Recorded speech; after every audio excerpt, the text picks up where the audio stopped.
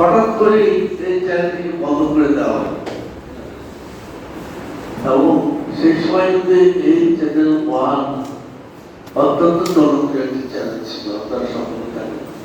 এই সঙ্গে আরো দুটি চ্যানেল বন্ধ করে দেওয়া হয়, একটা বিগত চ্যানেল আর একটা হলো ইসলামিক চ্যানেল, ইসলামিক টেলিভিশন। আমি বুঝি না ইসলামিক টেলিভিশন একটা ধর্ম পবিত্র, এটাকে বন্ধ করার কি কারণ? এটা মধ্যে তো কোনো বন্ধ ছিল না, আমাকে কোনো আন্দোলনের বন্ধ ছিল না, এইটা বন্ধ করতে দেওয়া। তাই আজকে আমরা আনন্দিত, এই চ্যানেলটিকে আবার আমরা দেখবো, আবার আকাশে এসেছে এই চ্যানেলটি, একসময় জনপ্রিয় এই চ্যানেলটি আবারও দেশের উন্নয়নের জন্য, দেশের উন্নয়নের জন্য কাজ করে যাবে এবং মানুষের আশা আকাঙ্ক্ষা এবং তাদের দেশের ব্যবস্থা সবটা করে থাকে এবং করেছিল।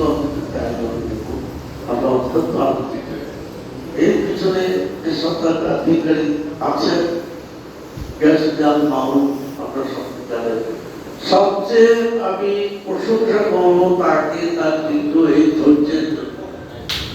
একটা মানুষ কারান্তরালে ছিল এই দীর্ঘদিন ধরে,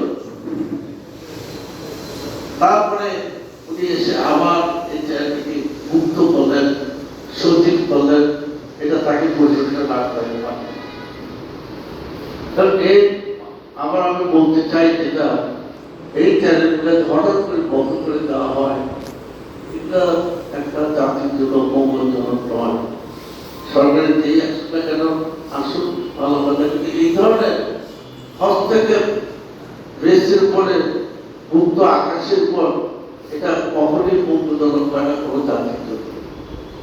এবং এছাড়াও আরেকটি কথা আছে পাল্টাপাল্টি, যে আপনারা প্রেস মিডিয়াতে যারা কাজ করেন, ইলেকট্রনিক মিডিয়াতে যারা কাজ করেন, সংবাদপত্রে যারা কাজ করেন, আপনাদেরও উচিত যে আপনারা সংবাদগুলি মানুষের জন্য ছেড়ে দেন, আকাশের যে সংবাদগুলি ছেড়ে দেন, আপনাদের বস্তুনিষ্ঠ হওয়া অবদান করার মনে করি। কারণ তারা অনেক এই চৌকিটার পাশাপাশি চৌকি থাকে, সেটা আমরা দর্শকরা কোথায় দেবো?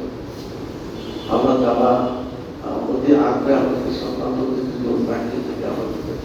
তো আজকে এই মহাদেশ সুযোগ্য অনুষ্ঠানে আমাদের অতিথিবৃন্দ যারা উপস্থিত আছেন, আমাদের জাতীয়বাদী সংবাদপত্র সমাবেশে উপস্থিত আছেন, শপথ সাহেব, আমাদের খানম, আমার মনের মতো উপস্থিত আছেন, সকলকে আমার সাংবাদিকদের সকল ধন্যবাদ, নমস্কার।